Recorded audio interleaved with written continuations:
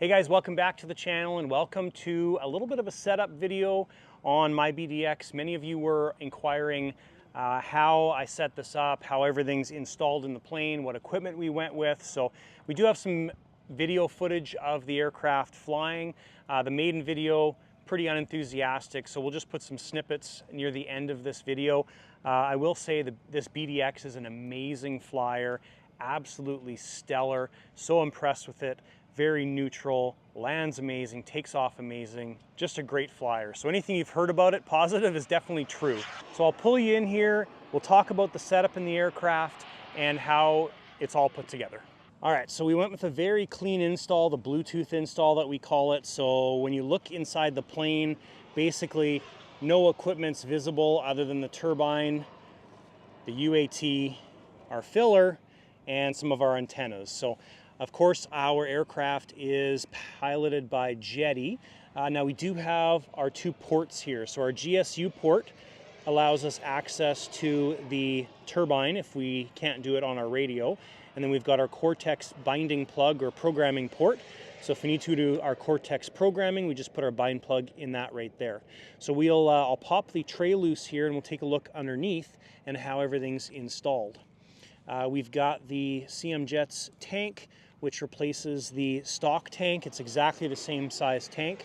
I took a saw, cut off the back piece, glued it onto the new tank, and it's just a drop-in replacement. Super simple. Went with the Zykoy 240, beautiful engine so far. So we're out here at Tofield Jets in Tofield, Alberta, Canada. It's been a great event. Did the Maiden yesterday and flew great. We got 3 flights on the aircraft yesterday. Today we put another 3 flights on it. We're just charging batteries and it's a beautiful evening, so we're going to put some more flights on this aircraft. The tank itself holds 6 liters of fuel. I found with this engine combination, we're going now for 7-minute flight. We're using 4 liters of fuel. All the servos on the plane are all MKS 599 servos. The flaps are 9930s. So the flaps are a coreless servo. Everything else is brushless. Now we also went with the MKS big Mamma Jamma servo arms. And this is the stock linkage setup. I did find that I had to use a shorter one on the rudder surface here. So this is, I think, a Seacraft stainless linkage arm. But it's got regular threads, backwards threads on these two, so you just have to get that set up. But all the surfaces except the flaps use these huge MKS arms with the hubs. The flap servos are an Electron servo arm. I can't remember the size, but we use the same size servo arms positions as we did during our BDX build. And the nose steering servo is an OMG servo. Reason I'm using this in here is because Doug from Jets North Jets sent me these servos to try out. And this is their mid-range servo, so we're just trying this guy out in the nose steering. We've got our battery box up front here. This is designed for 3 batteries. So we've got 2 5,000 milliamp Gens Ace 2 cells that plug into here. These are our angled battery connectors that are listed on our website. I've actually never used these so far, and so far I love them. They're great for this situation. And then we use a 3,300 milliamp 3 cell that plugs into here for our turbine. Now with this combination, with only having 3 batteries, we did have to add some nose weight in there. I think it was about a pound and a quarter in that range, so about 500 grams into the nose. And that's why we went with the FCT UAT in here, because it's heavier and you need nose weight in this plane. Of course, the electrons are the stock ER50 electron retracts. All right, so we've got the tray undone here. Now, initially I did put a see-through hole for the Cortex on the tray, but because we had to put a hush box on the Cortex, that didn't make a difference now.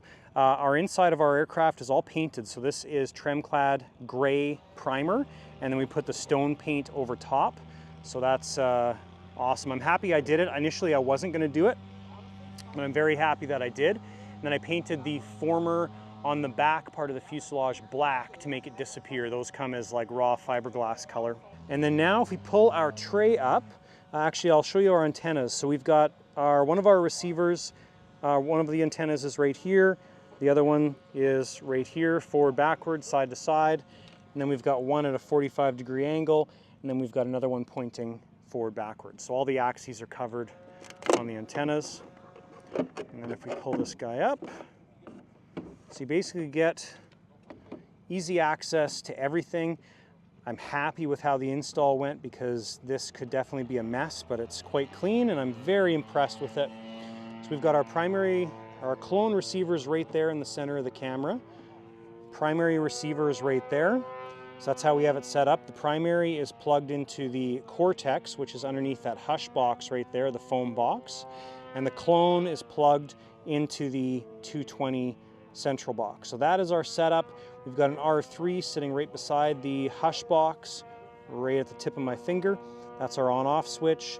And that little electronic thing right there is our Zycoy telemetry. So then of course the Electron controller, Zycoy data relay module, and our fuel pump, everything is buried underneath that tray for a super clean install. And then if you do need to make any changes to anything, getting it on and off really isn't that complicated. So that's also one of the reasons that we run everything through our radio/Cortex is we've got nose steering, nose gyro, and everything is done on the radio. Nothing's done on that GS200. So once your brakes are fully set up, there's no reason really to access that GS200, the Electron controller. And to finish it all off, we have a Joe Tamez pipe in there, which is beautiful. The stock pipe is fine, but that is great. And then our final piece from him is the stainless tail cone, which just finishes this plane off beautifully. So this is one of those planes that is absolutely not for sale. So please don't email me asking if it's for sale, because it's not. This one is a keeper. It's staying in the shop and it flies so nice. So if you're considering a BDX, definitely would suggest getting one. It is a beautiful flyer. So let's take a look at some of our flying video footage from this aircraft.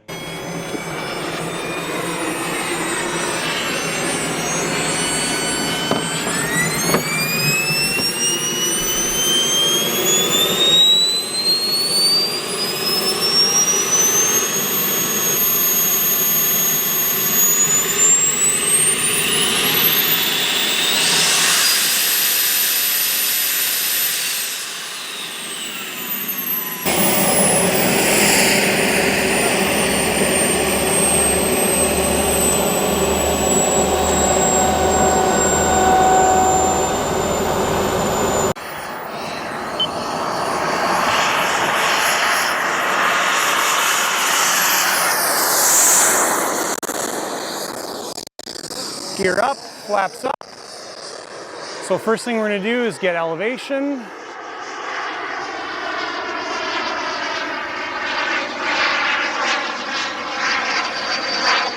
All right, so coming back on throttle a little bit.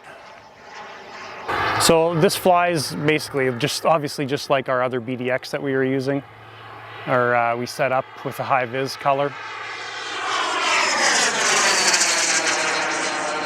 So there's a 45-degree upline, just a little bit of a push.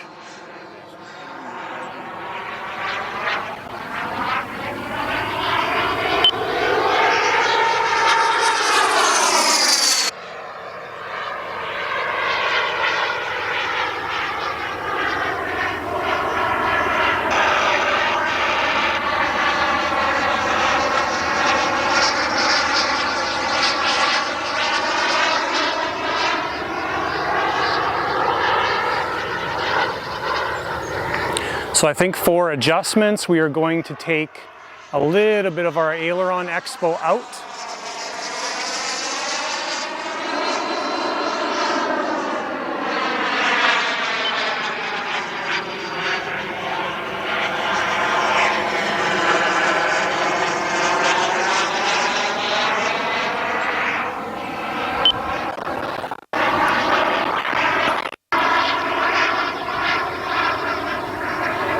Because ailerons feel a little bit soft.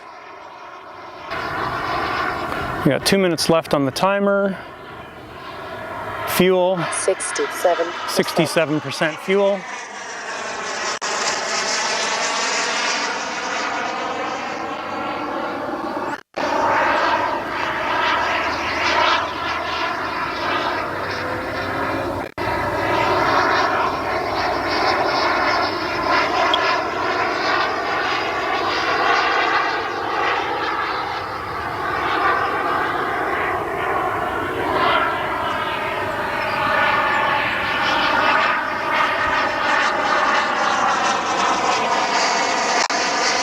right, so she's trimmed out nice.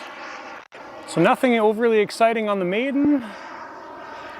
So we're going to come to takeoff mode. 1 minute. Gear down.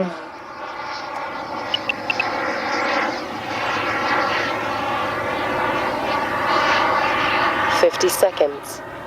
And now we'll go to full flaps and just check our trim. So full flaps. Full flaps in power. 40 seconds.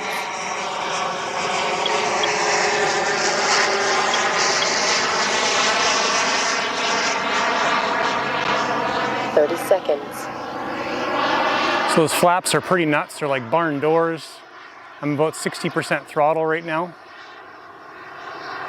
20 seconds.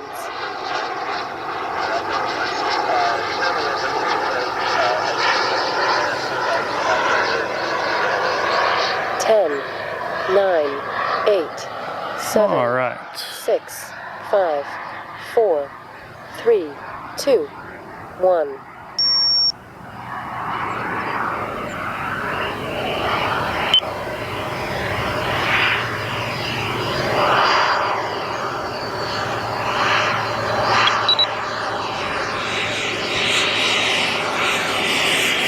Off throttle.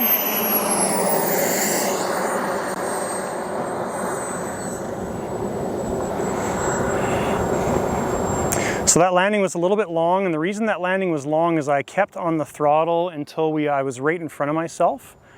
I didn't want to drop the throttle. Mainly we got a stiff crosswind, getting used to the plane, but lands so slow. Very nice. Successful. Well, that's okay. So that was great. What a nice flying plane, very docile, and it's gonna be a lot of fun. So that's flight number 1. I'll show you guys some of the inside shots and everything here, but just beautiful.